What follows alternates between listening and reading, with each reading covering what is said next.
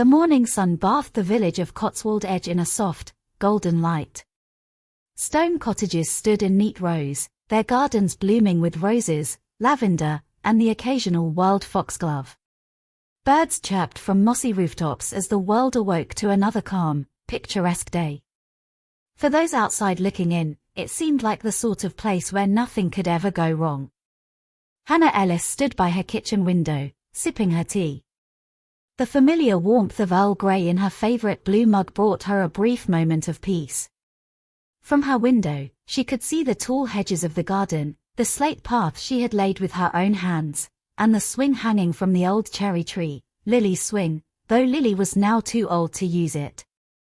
Her husband, Oliver, hummed as he flipped through the morning newspaper. He was already dressed for a meeting in Bath, wearing his usual grey blazer and that maroon scarf he insisted made him look more architecturally brooding. To Hannah, he still looked like the same boy she had met at university, charming, meticulous, impossible to fully understand. "I'll be late tonight," Oliver said, eyes still on the paper. "Planning committee. There's a lot to finalize before the garden project launches." Hannah nodded. "Will Clara be there?" That was meant to be casual. Just a question.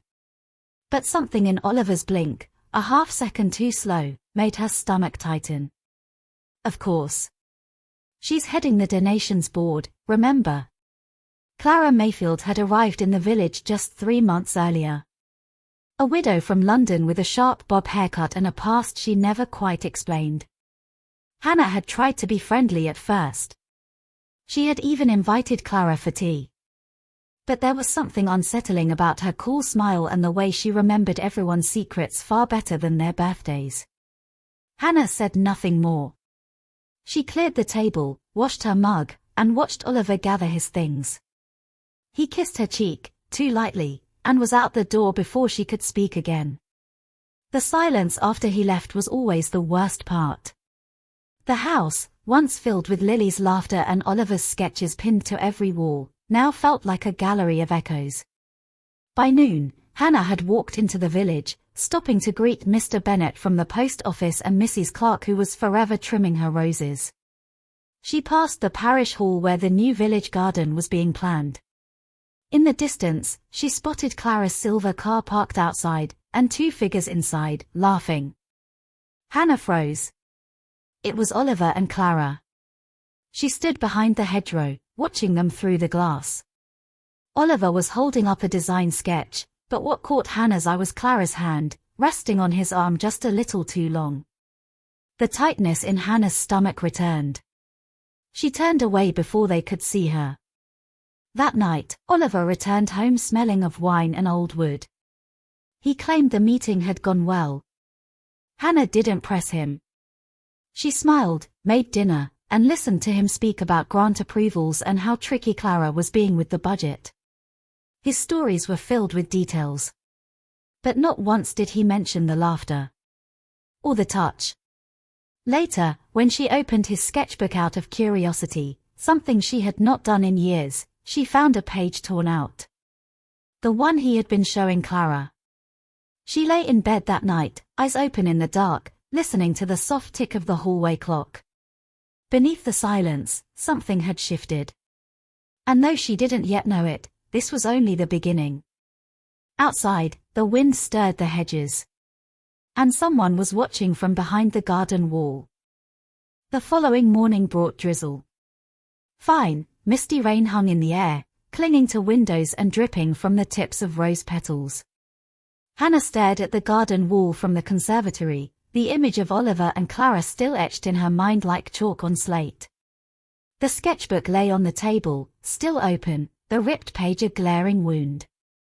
She ran her fingers over the jagged tear.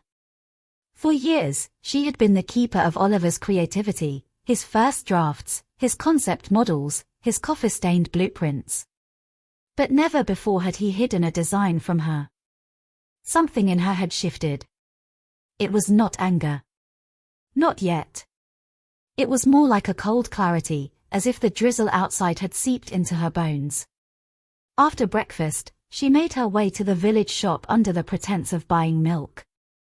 The truth was, she wanted to see if anyone else had noticed. Cotswold Edge was small, nothing stayed secret for long. Inside the shop, Mrs. Dorsey, the owner, was discussing the upcoming village fete with a pair of regulars. Hannah picked up a basket and pretended to browse, half listening. "Did you see Clara yesterday?" Mrs. Dorsey asked, voice lowered just enough to signal gossip. "Waltzing about the hall like she owned the place. That silver scarf of hers practically trailing on the floor. She was with Oliver, wasn't she?" One of the women replied. They looked quite the pair. "Planning the garden, apparently," Mrs. Dorsey sniffed.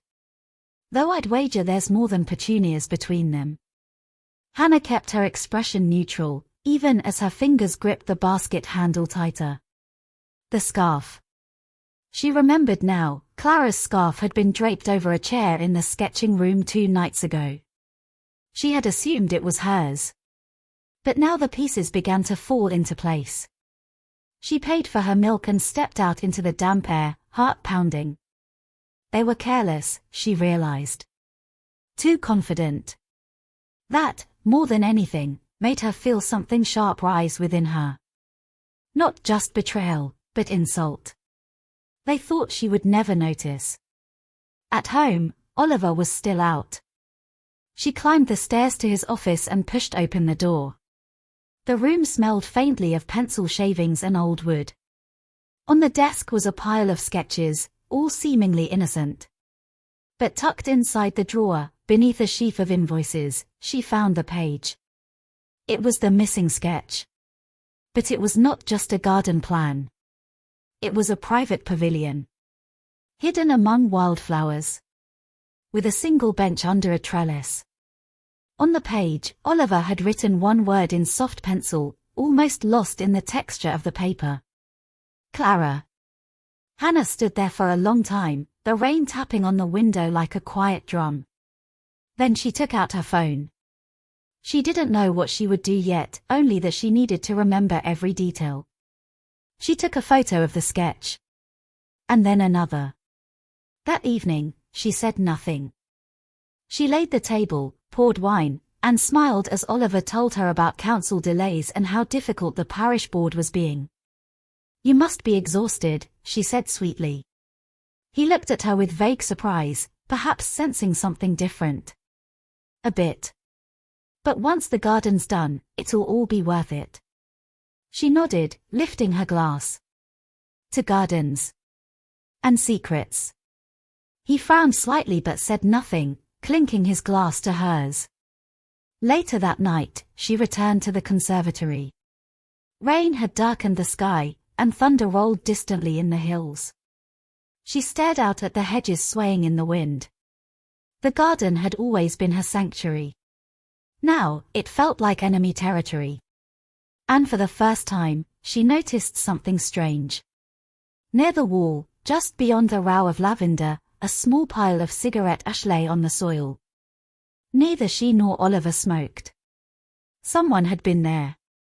The next day began like any other, but there was an unease threaded through the air, like static before a storm.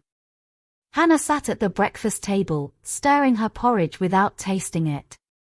Oliver was in his usual rush, tying his tie, muttering about meetings and delays. "I've got to pop into the city this afternoon. Clara needs my input on the materials order," he said, grabbing his keys. Hannah looked up slowly. "Clara again?" Oliver offered a tight smile. "She's managing the supplier contacts. It's just easier this way." She nodded, watching him go. The door closed with its usual soft click, but the sound felt louder than ever. By mid-morning, Hannah returned to the garden. The clouds were low and heavy, casting a grey pall over the lawn. She walked past the lavender beds and stood by the spot where she had seen the cigarette ash. It had been swept away by the rain, but she remembered exactly where it had been. Then she noticed something else. Near the base of the garden wall, half hidden beneath the ivy, was a small scrap of paper. Weather-damp and curled at the edges, it might have been overlooked if not for the corner of handwriting peeking through. She crouched down and gently pulled it free. It was a torn note. The ink had bled slightly from the rain, but the words were still visible. Meet me by the bench. After dark. No one will see us there. There was no name. No signature. But Hannah didn't need one. She folded the paper and tucked it inside her coat. Her hands trembled slightly, though the air was still. She looked up at the ivy-covered wall, and for the first time in years, it didn't feel like a boundary. It felt like a veil, one she was ready to lift. That evening, as the village grew quiet and lights blinked on one by one, Hannah did something she hadn't done in months. She called Lily. Her daughter's voice on the other end was cheerful and full of university life, lectures, new friends, a boy named Freddie who played the piano. "Mum, you sound odd. Is everything all right?" Hannah hesitated. "I just wanted to hear your voice." They spoke for another 10 minutes, and when Hannah hung up, she felt stronger.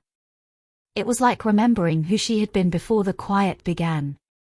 Before Oliver's silences and Clara's presence filled the spaces that used to belong to her.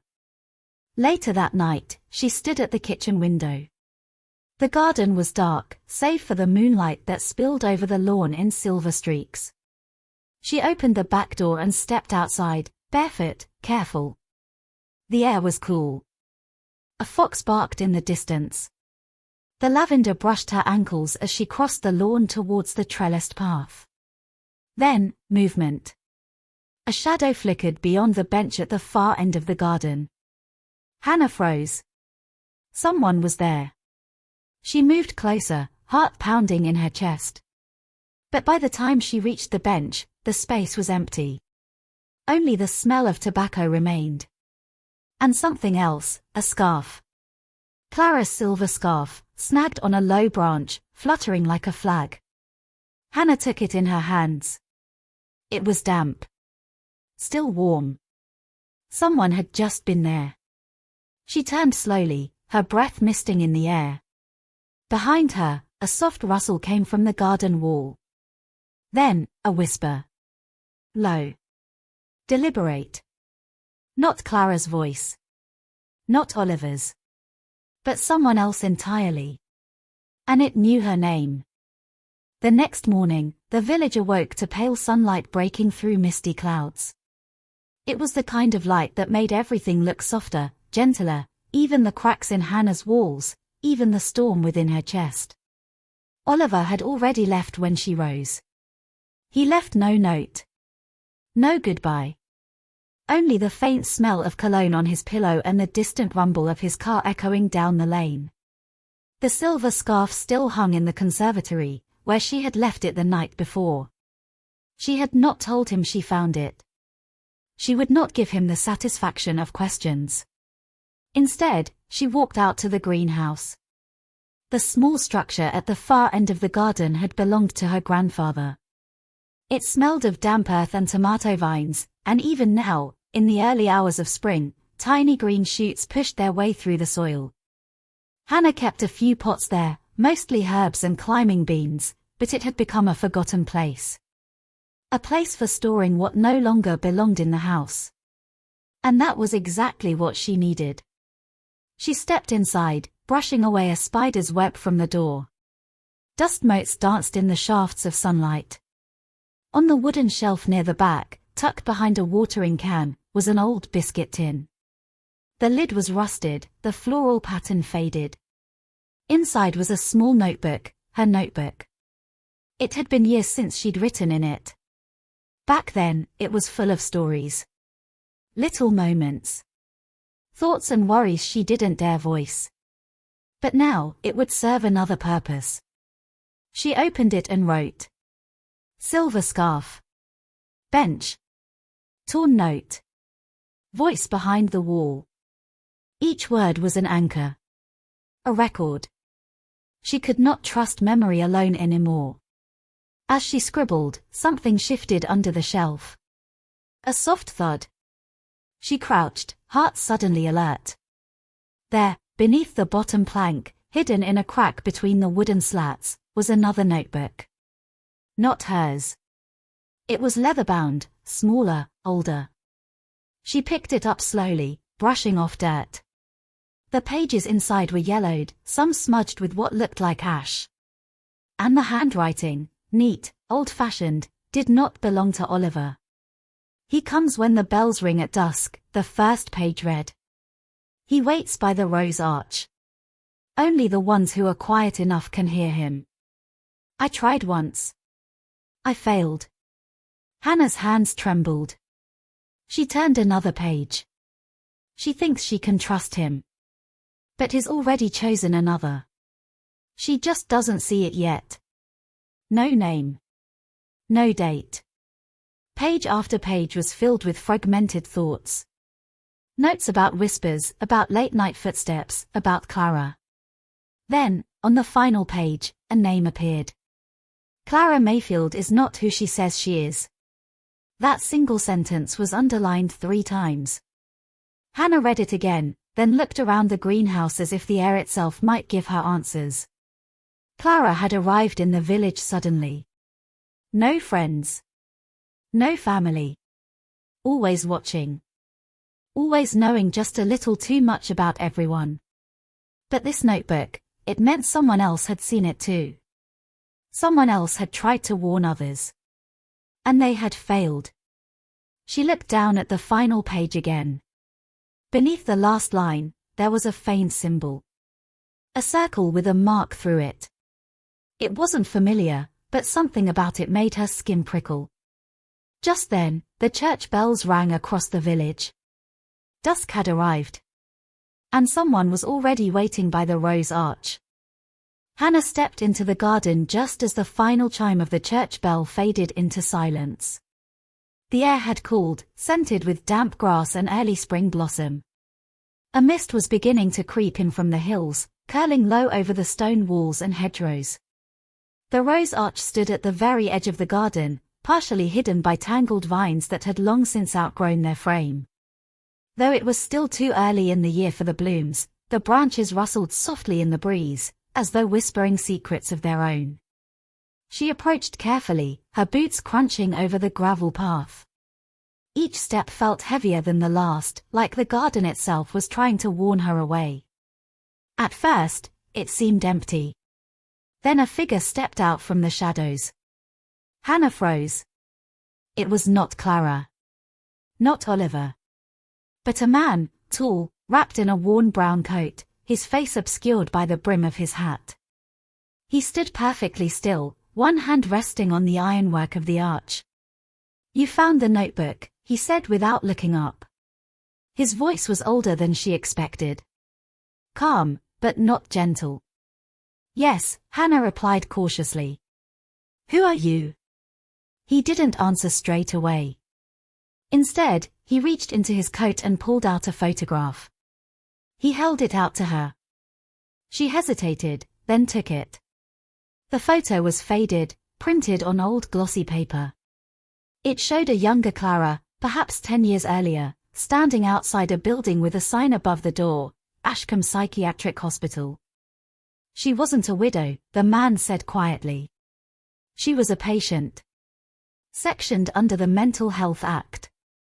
Discharged under a different name. Hannah stared at the photo, her breath catching in her throat. "She came here after the fire," he continued. "No one knew. Not the parish council. Not Oliver. But I did. Because I was the one they sent to watch her." He finally looked up. His eyes were tired, but alert. Watchful. "Who sent you?" Hannah asked. Her brother. The only one who ever tried to stop her. A silence fell between them. The mist thickened around their feet. "She has done this before," he said, voice low. "Moves into quiet villages. Finds someone useful. Charming. Lonely. Then she turns them inside out. Makes them question everything. Leaves ruin behind." Hannah clutched the photo tighter. "Why didn't you warn anyone?" "I tried. That journal you found, it was my attempt. But no one listens to a stranger. So I waited. Watched. And when she chose Oliver, I knew the pattern was starting again. He paused, then added, "But you're not like the others. She didn't expect you to see it." A sound snapped through the silence. Footsteps, sharp, deliberate, on the gravel path behind them. Hannah turned. Clara stood there, her coat buttoned to her neck, the silver scarf tied tightly around her throat. Her eyes were calm. Too calm. "I was wondering how long it would take you," she said, voice light, almost amused. "You've always been cleverer than you look, Hannah." The man stepped forward, placing himself between the two women. But Clara didn't flinch. She looked straight at Hannah. "I suppose he told you everything," she said. "All the stories. All the warnings." She smiled, tilting her head slightly. "But here's what he won't tell you. He failed. The last time. And the one before that. He always fails." Her words cut through the garden like ice. Hannah said nothing. But she held the photograph in one hand and the journal in the other. She now had the truth. The question was, what would she do with it? Before she could speak, a gust of wind blew through the arch, rattling the vines, and in that sudden flurry of sound, Clara vanished. Just like that. Gone. As if the garden had swallowed her whole. The garden was still. Not silent, there was always the faint rustle of trees, the distant bleat of sheep from the neighboring hills, but still, like breath held too long. Hannah remained by the rose arch, her fingers tightening around the photograph, the journal pressed flat to her chest. "She always disappears like that?" she asked quietly. The man didn't reply immediately. He stepped forward, lifted a branch where Clara had been standing only seconds earlier, and examined the disturbed soil. "No footprints," he muttered. "Of course. Where would she go?" He looked up. "If you want answers, there's only one place to go now. Ashcombe. I have the address. The hospital closed 5 years ago, but some of the staff still live nearby." Hannah hesitated. "And if I don't go? Then she'll start again. With someone else. Maybe here. Maybe next village over. It doesn't matter to her. She feeds off doubt. Secrets. That's her garden." Hannah glanced at her house. A window upstairs flickered with light, though she had left it dark. "She's been inside," she whispered. The man followed her gaze. "Then you don't have much time." They agreed to meet the next morning. He gave only a name, Mr. Ellis, and a folded piece of paper with the Ashcombe address. Then, he vanished into the fog, just as Clara had. Only slower. Sadder. That night, Hannah did not sleep. She walked through the house with quiet steps, checking windows, locking doors twice over. In her bedroom, she found something chilling. Her sketchbook. Opened. To a blank page. But in the center of that page, in soft pencil, someone had drawn a perfect rose. She hadn't done it. The lines were delicate. Shaded with precision. It was Clara's style. That unmistakable flourish at the curve of each petal. Beneath it, 2 words. "Soon, Hannah." She shut the book, her hands trembling. The room felt colder, despite the radiator humming quietly in the corner. In the conservatory, she stood staring out at the garden once more. The mist had thickened, turning the world into shapes and shadows. Somewhere beyond the hedge, an owl called out, and something moved across the lawn. Slowly. Purposefully. But she did not check. She turned instead to the photo of Clara outside Ashcombe. Behind Clara in the picture stood a building with arched windows and a crumbling sign. But there was something else, a reflection in the glass behind her. A man. Watching her. Not Mr. Ellis. Someone else. Tall. wearing a scarf. Hannah peered closer. The face was smeared by age, but the outline was clear. It was Oliver. She dropped the photo. No. It couldn't be. Oliver had said he met Clara last year. During the planning proposal. He couldn't have known her 10 years ago. Could he? Her stomach twisted. She picked up the journal again. Reread the last page. Clara Mayfield is not who she says she is. But what if neither was Oliver? She stared into the fog outside. She wasn't sure who was watching anymore.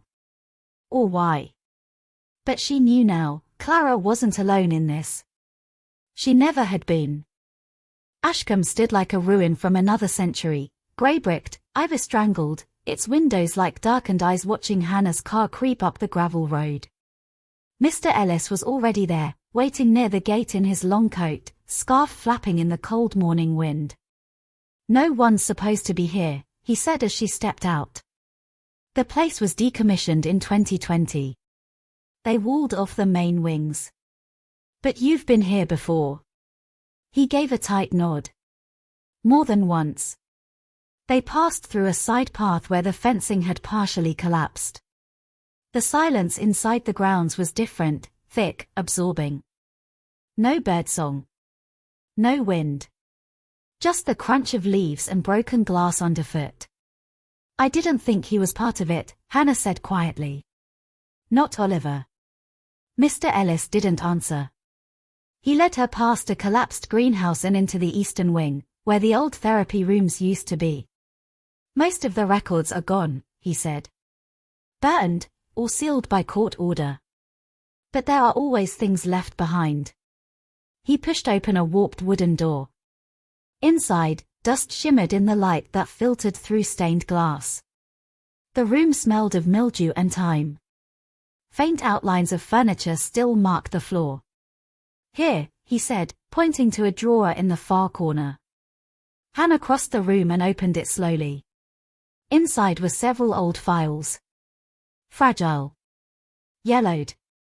One bore the name Clara M. Fairborn. Not Mayfield. She opened it.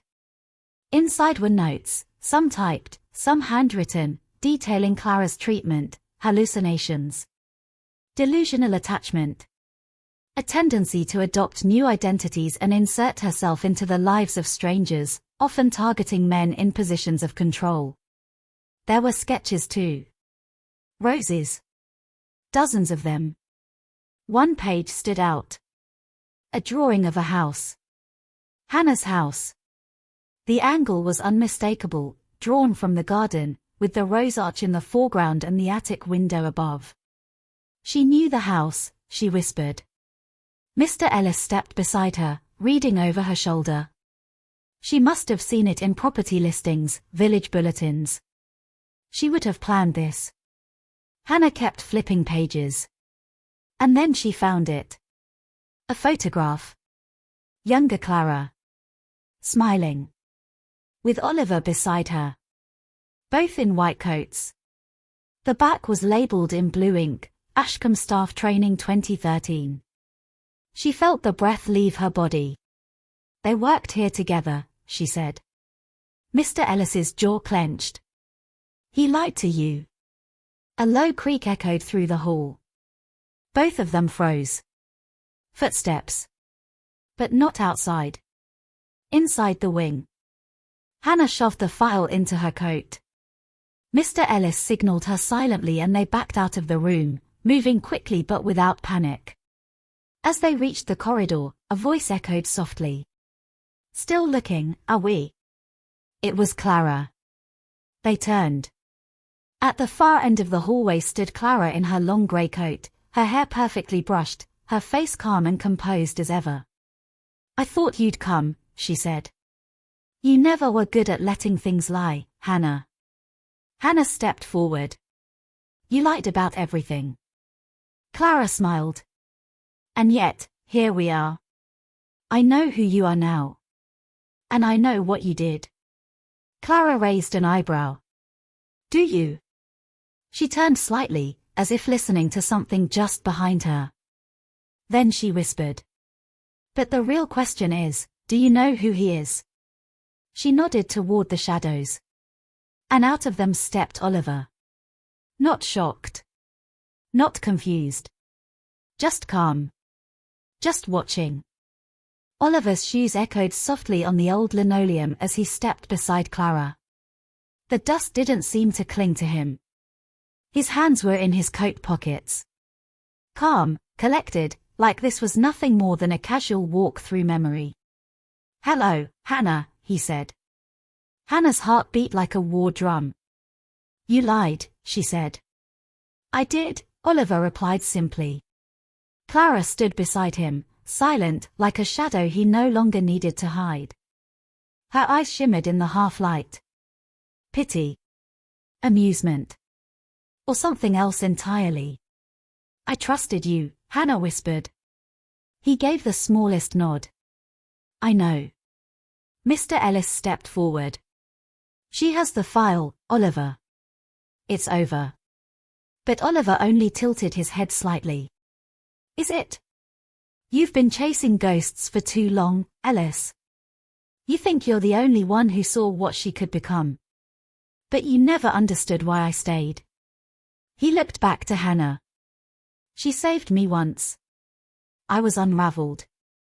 Ashcombe was cold, full of broken things. She made it feel alive again. And when she left, I followed. I always followed." "She destroyed lives," Hannah said. "She nearly destroyed mine." Oliver's expression darkened slightly. "She doesn't destroy. She reveals. People don't like seeing themselves as they are. They prefer the illusion. You did. I never asked for this. But you let it happen. You saw the cracks, the silence, the way I looked at her, and you stayed. You always stayed." Hannah's voice trembled. "Because I loved you." A beat of silence. Clara turned away, walking slowly down the corridor, her fingers trailing the cracked tiles. "She's not who you think, either," Mr. Ellis said, stepping closer to Hannah. "She doesn't just infiltrate. She rewrites. She makes people into what she needs. You were never meant to be a bystander in her story." Oliver glanced at Clara, then back to Hannah. "And yet, here you are. Still standing." Hannah looked at them both, one she had once loved, the other she had feared. And in that moment, she saw it clearly. They were both prisoners. Of memory. Of desire. Of something that went deeper than any diagnosis. She opened her coat and pulled out the journal, holding it up for them to see. "Whatever this is," she said, "it ends now. You don't get to keep playing with people's lives like they're your canvas." Clara turned slowly, her eyes narrowed. "Then burn it." "What?" "The journal," Clara said softly. "Burn it. Right here. With us. You think that will make it disappear?" Hannah asked. "No," Clara said. "But it will make you choose." Oliver stepped forward, lighter in hand, flame flickering. Mr. Ellis lunged, but Oliver held him off easily. "Choose, Hannah," Clara said. "Carry the truth. Or set it free." The flames danced closer. Pages curled at the edges. Ink began to run. But Hannah didn't move. She didn't scream. She didn't grab the lighter. Instead, she pulled something else from her pocket, a phone. And pressed send. A dozen files, photos, and scans from the journal shot across the network to newsrooms, local authorities, and digital archives. Insurance. Legacy. Proof. She looked at Oliver one last time. "I did love you," she said. "But not enough to let you burn me too." And then she turned and walked away. Out of Ashcombe. Out of their story. Back into her own. Behind her, the fire roared. And somewhere deep in the corridor, Clara began to laugh.